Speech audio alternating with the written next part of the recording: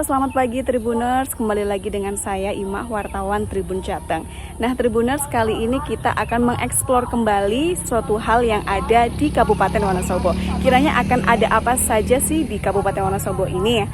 Nah, kali ini saya sudah berada di ladang tanaman rami ya, yang memang sengaja dibudidayakan untuk diolah menjadi serat alami. Nah, Tribuners, nanti kita coba lihat nih bagaimana proses memanen tanaman rami sampai dengan proses pengolahan tanaman rami ini menjadi serat alami yang bisa digunakan untuk bahan baku membuat produk-produk tekstil.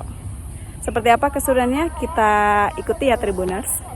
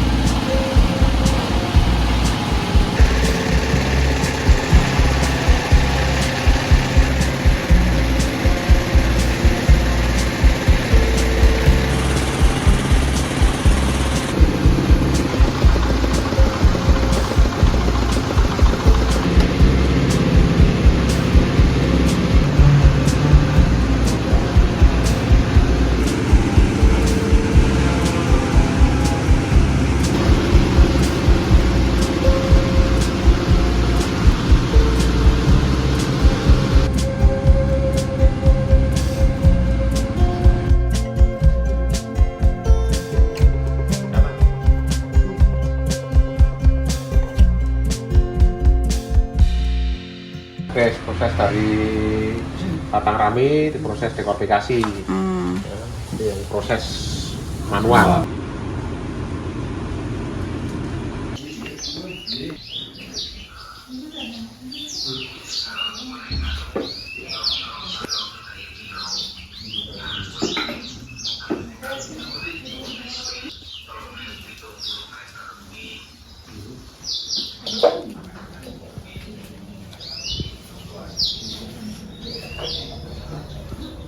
Oh, emang diambilin satu-satu. Diambil yang tidak sesuai ukurannya. Oh, biar sama rata gitu. Yang diambil yang panjang, Bu? Yang kekecilan atau kebesaran. Oh, dari ukurannya berarti ya? Dari ukuran standar ini. Oh.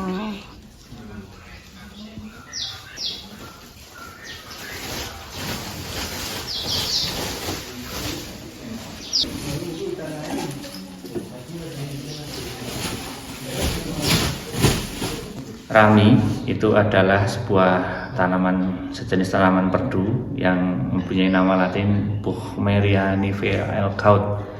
Ya, tanaman ini cukup unik ya. Dia sekali ditanam bisa menghasilkan 5-8 tahun dan setiap 2 bulan sekali panen.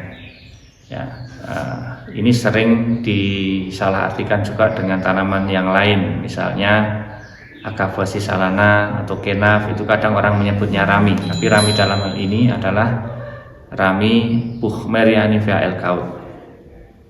Kalau Bapak menemukan rami ini ternyata bisa membuat diserat begitu, latar belakangnya seperti apa Pak dulunya? Kami hanya melanjutkan ya, rami ini kebetulan di Wonosobo itu dimulai tahun 1999, itu dikembangkan oleh PT Agrina Prima saat itu. Dan memang waktu itu pasarnya masih belum terbuka ya untuk tekstil, karena teknologinya juga masih sangat terbatas. Dan hari ini rami ini di tempat kami lebih banyak untuk mensuplai kebutuhan bahan baku home decor interior gitu. Jadi belum mengarah ke tekstil. Baru akhir-akhir ini kami coba memulai Rami ini untuk membuat benang, artinya mengarah Rami untuk tekstil. Sejak tahun berapa ini Pak? Keberadaan Rami di Wonosobo dimulai tahun 1999, itu lebih banyak untuk Rami untuk tekstil, meskipun akhirnya kandas ya. Kemudian tahun 2010 ke sini kami mengembangkan Rami itu untuk bahan baku home decor interior gitu ya. Jadi hampir 25 tahun kita mengembangkan Rami tanpa henti, berkesinambungan sampai hari ini. Kalau untuk tanaman Rami yang Bapak punya ini mempunyai lahan sendiri atau mengambil dari wilayah lain barangkali Pak? Kami mengembangkan tanaman Rami ini ada 3 model, ada yang punya kami sendiri, lahan inti dikelola oleh perusahaan.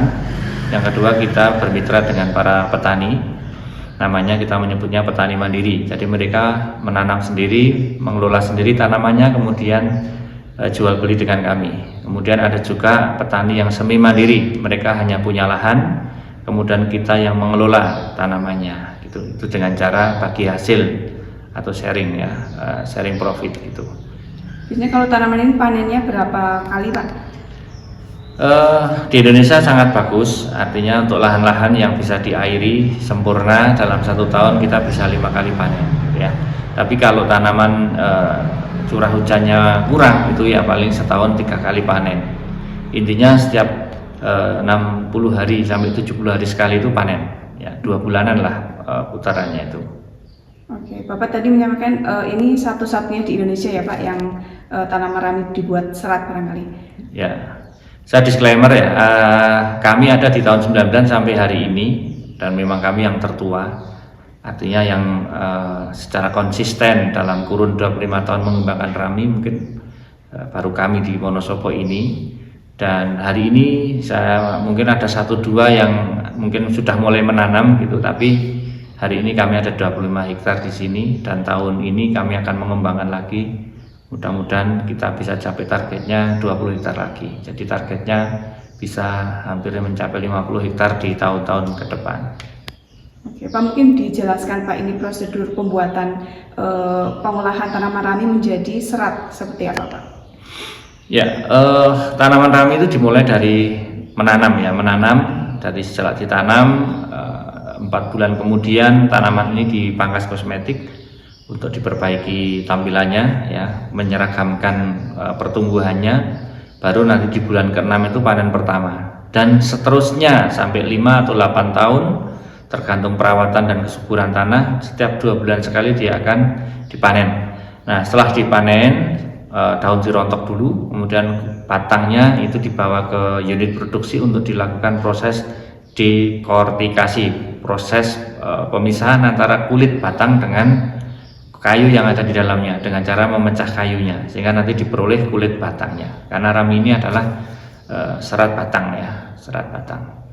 Gitulah, dari proses dekortikasi nanti ada proses perendaman 2 kali 24 jam untuk meluruhkan getah-getahnya. Kemudian ada proses peras, kemudian proses brashing, buka seratnya, kemudian dijemur. Setelah dijemur nanti masih ada proses perapian ya, di QC, di quality control untuk warna, kemudian panjang pendeknya, baru kemudian dilakukan packing untuk kemudian dikirim kepada perusahaan yang kami suplai untuk dilanjutkan untuk proses berikutnya. Berarti di tempat Bapak ini hanya sampai bahan bakunya saja ya Pak? Ya, sampai untuk produknya? Ya, untuk home decor kami hanya sampai bahan bakunya atau bahan setengah jadinya. Di sisi lain kami juga sedang mengembangkan Rami untuk bahan baku benang ya. Kami mendirikan 1 perusahaan lagi, tapi itu masih dalam proses penyempurnaan. Tapi kami sudah bisa menghasilkan benang hari ini dengan cara mungkin bekerja sama dengan pihak-pihak lain gitu ya.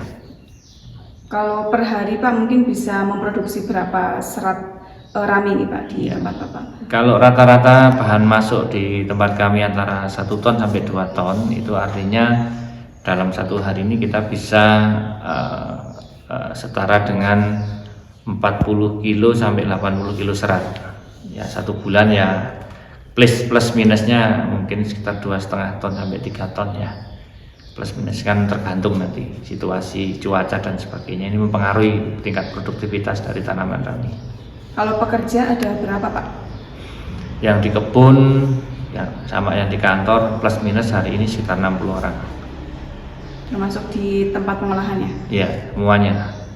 Kalau mitra hari ini kita ada tidak kurang dari 1.000 orang.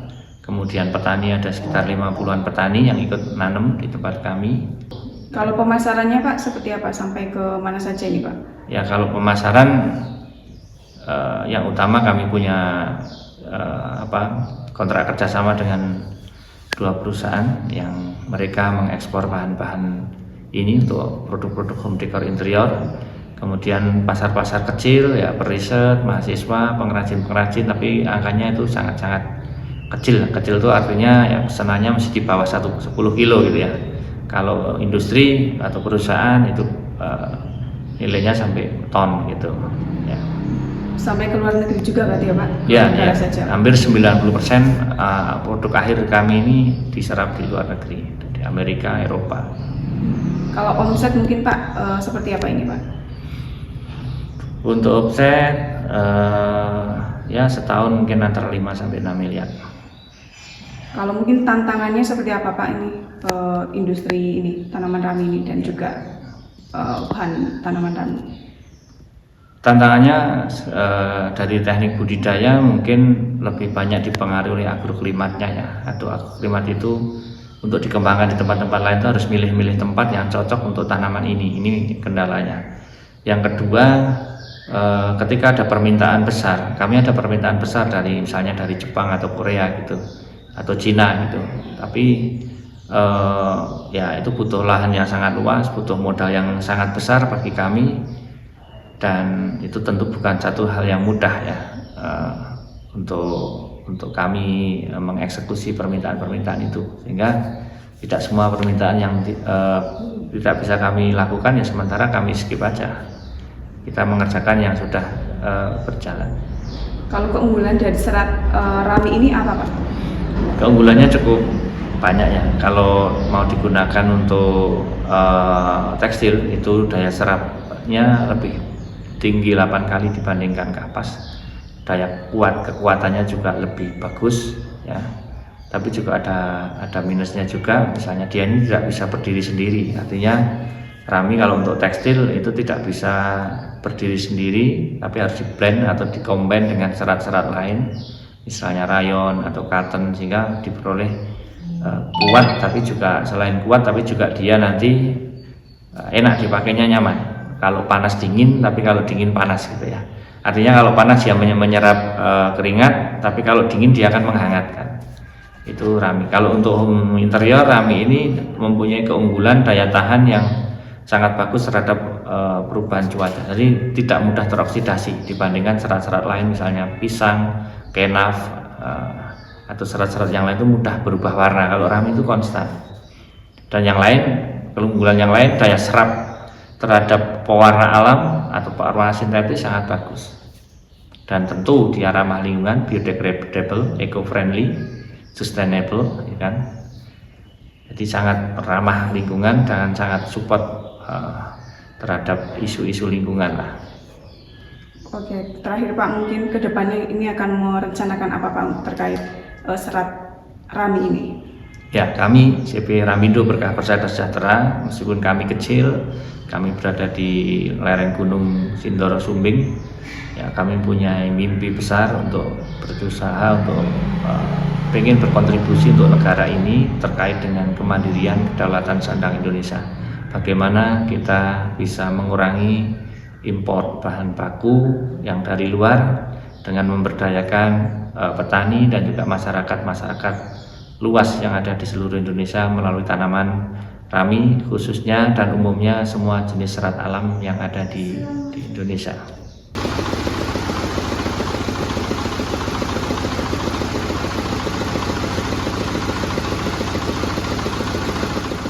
Oke, Tribuners, itu tadi keseruan kita melihat bagaimana proses memanen tanaman rami sampai dengan proses pengolahan tanaman rami menjadi serat alami. Jadi kita tahu ya Tribuners, ternyata tanaman rami ini bisa diolah menjadi sesuatu hal yang berguna, yakni menjadi bahan baku pembuatan tekstil, dan ternyata tempat pengolahannya itu ada di Wonosobo.